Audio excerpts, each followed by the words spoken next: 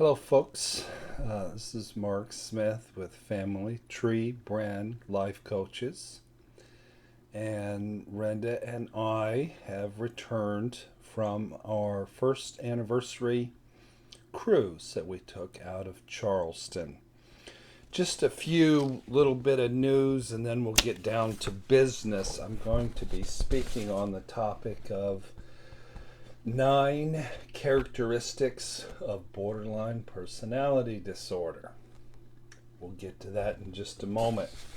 I want to emphasize that, and I'll be putting a letter out that I'm going to be working a new schedule where I'm just going to be seeing people on Tuesdays and Thursdays. Because seeing that many people 3 days in a row was making my life unhealthy and distancing from my wife and making me less effective. So I'm going to work less, but hopefully work more effectively. We're going to be here in lovely South Carolina by the beach for a month. We won't be heading back until about my birthday on June 17th. Then we're moving office space in Indianapolis on the 22nd of June. We're going to move from 113th and Meridian to 86 near town. And it's a really cool new place. And it's being painted and it's going to be gorgeous. And we're excited about it. We have a new website with a new SEO webmaster who's promising to put us toward the top of YouTube, or not YouTube, but put us toward the top of Google rankings. So we're excited about that. And I just wanted to let everybody know Renda will be doing the live stream show by herself. Working late tomorrow. So it's good to be back in my colorful background. Several of the pictures were painted by my daughter, and I love this office. The office in Indianapolis is a little drab. Okay, 9 characteristics of borderline personality disorder. Now, our most popular video all time was a video by the name 9 Clinical Criteria for Borderline Personality Disorder. I think it's at about 148,000 views, but it has also been our most criticized video, and I don't think I made that video any differently than I made the 360, 70 other videos that I made. I think that I've been misunderstood, and this is going to try to explain some of those misunderstandings, but also expose some myths that are going around on the internet about what borderline personality actually is. Okay, I am using a blog. I need some reinforcements here, by a woman named Carol W. Berman, MD.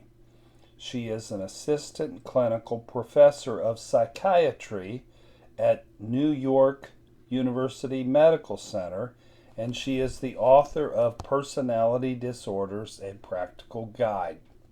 I'm not making this shit up, people. I'm not drawing it from my personal life. This Carol Berman, MD, is a world-renowned expert on personality disorders. It comes from a blog from the Huffington Post. I will include a link to her blog in the section where I can leave words and data for you. So, let me first share some things from my perspective about borderline personality disorder. I'm going to get myself a little drink here. We're going to get down to business. Okay. Like any other cluster B disorder, and borderline personality is a cluster B disorder with narcissism, with histrionic personality disorder, and with antisocial personality disorder. But with any of those, they're all on a continuum. All right? From 1 to 100, we'll say. So, a narcissist who's in the very shallow end of the pool, say 15 out of 100, is a far less dangerous person than a borderline who's in the deep end of the pool at a continuum of about a 90. And there's thinking out there that narcissists are evil and they're the bad guy and borderlines are the good guys. And that's some bullshit. All right? That's just flat out. Now, granted, borderlines on the shallow end of the pool, many of them are lovely people. And, they have an issue here, they have an issue there, but they're good people, they're treatable, but we get caught up on that word narcissist, and we want to vilify narcissists and turn borderlines into saints. Ain't true. I'm just telling you. They're not codependents. A borderline is not a codependent. They're not empaths. Borderlines aren't empaths. I'm sorry to tell you. You may have borderline personality disorder, and you may be an empath. But most borderlines are about as far away from an empath as you can possibly get. Borderlines are defensive. They have a lot of what we call internal shame. So they tend to get angry and they tend to make more comments on YouTube, places where you can make comments, than any other group of people. Narcissists aren't watching these videos. And if they did, they wouldn't give a shit. They wouldn't make a comment. Borderlines in the shallow end of the pool are watching these videos, and y'all are taking it way yonder too personally. I'm not even talking about you. If you're on the shallow end, you're my people. I'm on the shallow end of somebody who has some narcissistic traits. Does that make me a narcissist? No. Does that make me a bad guy? No. Am I still an empath? Yes. So, y'all, chill. Chill. I'm not saying bad things about you. All right? Just saying. Not saying that people who have borderline personality disorder are bad people. Now, just like narcissists who are on the deep end of the pool, they're fucking evil people. And borderlines who are on the deep end of the pool, they are wicked people. They are dangerous ass people. All right? And don't say, well, they're a narcissist. No, they're a borderline. They're disorganized. They're not put together like a narcissist. They're put together like a borderline, which is why I've enlisted Carol Berman, MD, clinical director from psychiatry from New York Medical Center, to help us out here. But they are cluster B. So here's a couple of quotes from Carol Berman. Any personality disorder is a fixed, lasting pattern of thinking, feeling, and acting that usually leads the person into emotional and or physically dangerous situations. That's what a personality disorder is. Let's read it again. Any personality disorder is a fixed, lasting pattern of thinking, feeling, and acting that usually leads the person into emotionally and/or physically dangerous situations.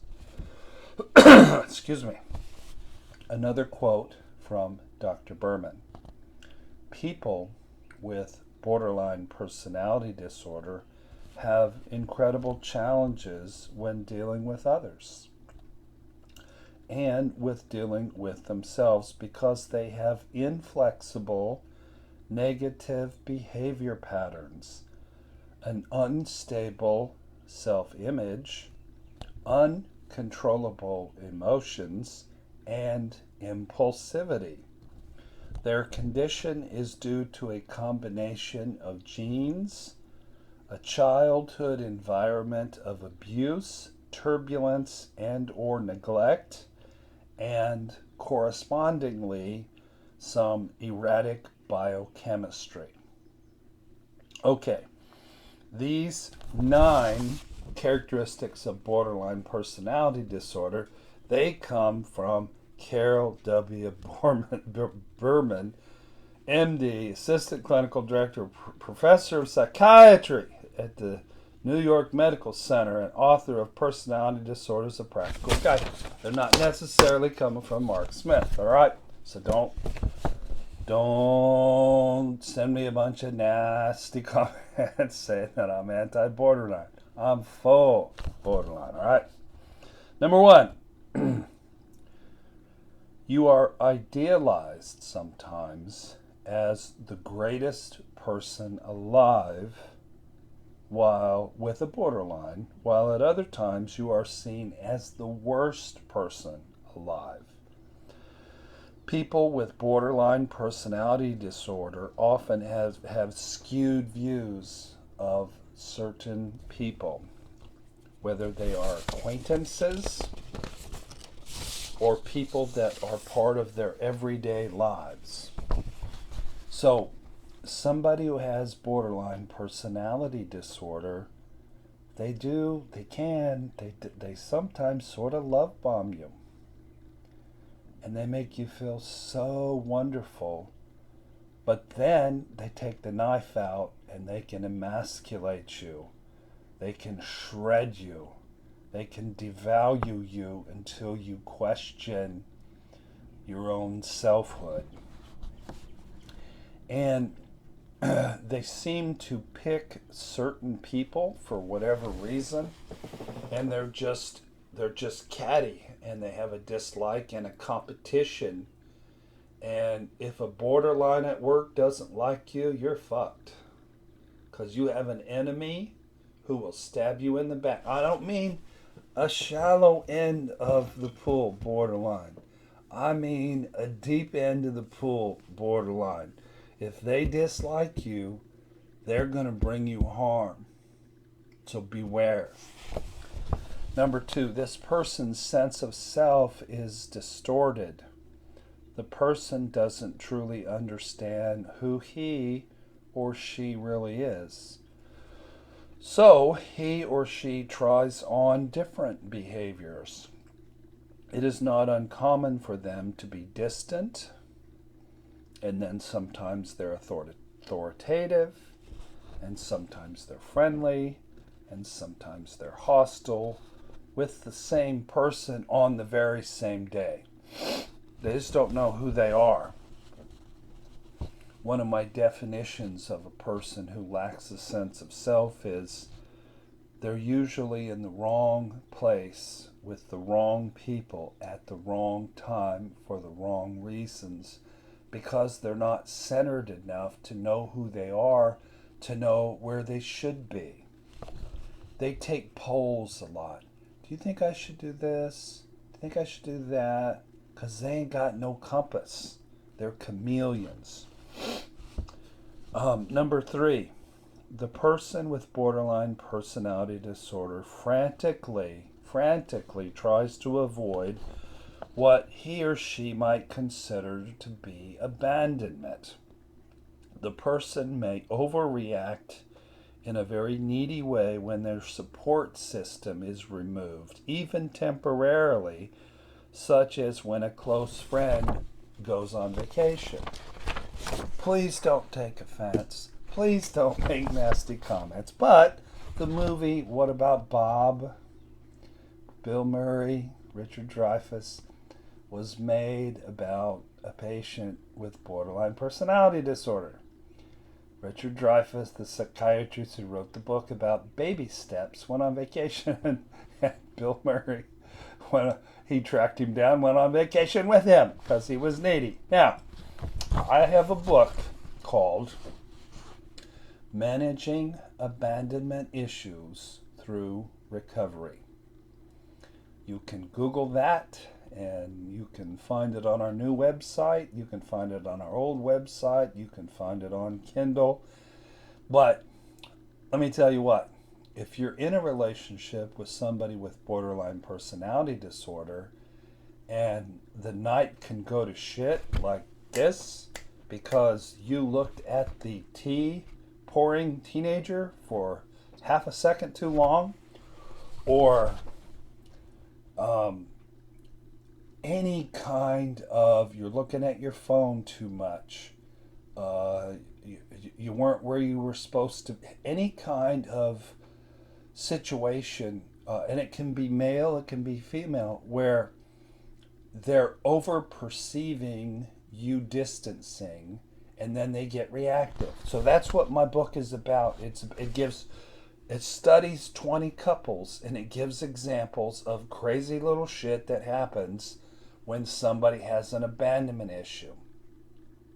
That's the value of the diagnosis, is to understand how much conflict comes from shame or being overly defensive, and how much conflict comes from abandonment issues. Does this mean that your spouse is healthy? Hell no. Your spouse is equally as healthy as you. We're not vilifying people with borderline personality disorder. They might be on the shallow end of the narcissism pool. They might be a counter-dependent. They might be an asshole. We don't know what they are, but they're equally as healthy as you. So it's the source of a vast majority of conflict with a lot of couples. Number 4, somebody with borderline personality disorder, they ruminate about suicide. They might engage in some form of self-mutilation. They might give some sort of half-ass suicide attempt, but they're mainly calling out for help. However, sometimes these half-ass attempts are successful. So if somebody takes a few many pills but not enough to die, but they're telling you something, and it's part of their borderline personalities. One day I arrived home when I was with my former fiance. She had the basement all decked out with pictures of her son. She was laying there as if she was in a casket. I thought she was dead, but I felt her pulse. She was alive. She had just taken enough medicine to be hauled off. I called the police. They came. An ambulance took her to a psychiatric hospital. That was part of her borderline person. That's not narcissism. A narcissist isn't going to attempt suicide, all right? That's borderline personality disorder. She got hauled off, and she got the pain expressed indirectly in that fashion. Number 5, the person is intensely reactive to situation or events that most people would just ignore or brush off. Another example is a way a person with borderline personality disorder might obsess about a situation or a statement. If someone tells this individual something in an angry way, then he or she might keep thinking about the statement obsessively, and they cannot let it go. My mother would vent and triangle about her supposed enemies. I guess toward the end of her life, she had some enemies because she was an elected official, and they ended up arresting her for illegal use of funds. A person like this who's highly reactive, they're very victim-y. They hold grudges, and they will get revenge. What's the old saying? Revenge is a dish best served cold. So somebody who's victim-y, highly reactive, they hold grudges, they're going to stick a knife in your back someday. I'm not talking about you shallow end borderline. Y'all don't do this. Y'all are wonderful. You work hard on your therapy. You're good people. You just have a little bit of over codependency, over lack of sense of self.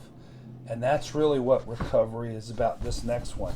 He or she constantly feels empty, or that they're really not all quite there.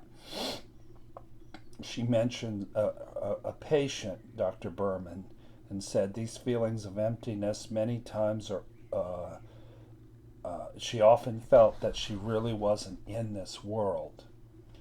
So this is a hard one for us to understand because it's from the outside in. But somebody who feels empty, they don't have a sense of self. Refer to my previous video called Finding Your Authentic Self in the Sweet Darkness. Where do we find our authentic selves? We find it in pain. We find it by getting chewed up by a narcissist. We find it by being in so much pain we think we're going to die. It'll peel away everything else. This person with borderline personality disorder doesn't have an individuated sense of self, as Mr. Jerry Wise would say. They lack genuine joy. They lack genuine passions. They lack genuine color. And they lack things that truly define them.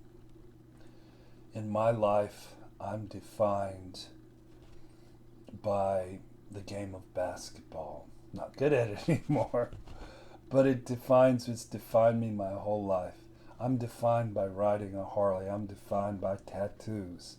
I'm defined by my lovely wife, Renda. I'm defined by my vocation as a writer. I'm defined as being a therapist. I'm defined as being an entrepreneur. I'm defined as having 3 amazing children. A lot of things that define me and give me a great amount of joy. Love movies. Love movies. I was watching a movie last night, The Runaway Jury, Gene Hackman. My dad would say Gene Hackman was an all-time biggie. Number 7, anger is their most common emotion, even when other feelings might be more appropriate. Sorry, I think I picked up a little cold on that cruise ship. So rather than coming out and saying a vulnerable feeling and a sad feeling and a tearful feeling, they attack, which generally gets rocks thrown back at them. Number 8, paranoid thoughts are common. People with this disorder often become paranoid and imagine that other people are colluding against them. In my situation, I've been too trusting and didn't think that people do collude against you. But, and this isn't paranoid, I've had multiple recent past examples of people that are colluding against me and trying to have some narcissistic abuse by proxy, but they can't. If you're a person of integrity and your recovery is solid and you have fight in your spirit, nobody better off fuck with you.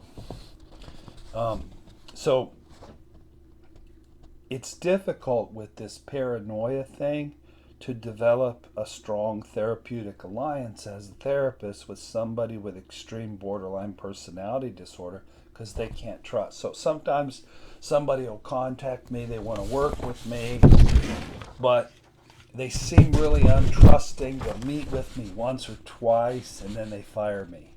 Do I feel like I did poor work? No. I just knew it's not their fault, but they simply were not able to trust. Number 9, these people act impulsively and in self-damaging ways. For example, they engage in compulsive sex. They don't have good sexual boundaries. I'm not talking about you shallow end borderlines. I'm sure you have really good sexual boundaries. I'm talking about the people who are on the deep end of the pool. They're sex addicts. They're deviants. They binge eat. They gamble. They road rage. They drive too fast. Because of this, BPD can often be confused with histrionic personality disorder. So, my former fiance, total sex addict, out of control, impulsive, self-damaging. My mother was a binge eater, and I'm 58 years old and I feel like a really young man. She died when she was 58 because she ate herself to death, and it's sad. It's sad that she died at such a young age, but part of her borderline personality disorder, some stuff, was an addiction to food. So, I love y'all. Don't write me nasty comments. I'm not vilifying anybody except I'm telling you the truth. All right? So, if the shoe fits, put it on. If your husband has these traits, put the shoe on. If your wife has these traits, your girlfriend, put the shoe on. But these comments are made to enlighten you. And like I said, I just want to reiterate, just so you're clear, borderlines are on a continuum. They're not codependents. They're not empaths. They tend to be very defensive. They tend to be very angry. They tend to make a lot of comments on YouTube. I'm not saying that borderline personality disorder people are bad, and they are cluster B. Thank you for watching today. Check out our books by checking out our website, familytreecounseling.com, or go to Kindle on Amazon. Please subscribe to our YouTube channel. Renda's doing the show Tuesday night in 2 weeks. I'm going to do the show 2 weeks after that. Jerry Wise is going to do the show. I'm headed to the beach. Excited about that. Have the day off. So God bless y'all. Thank you for watching.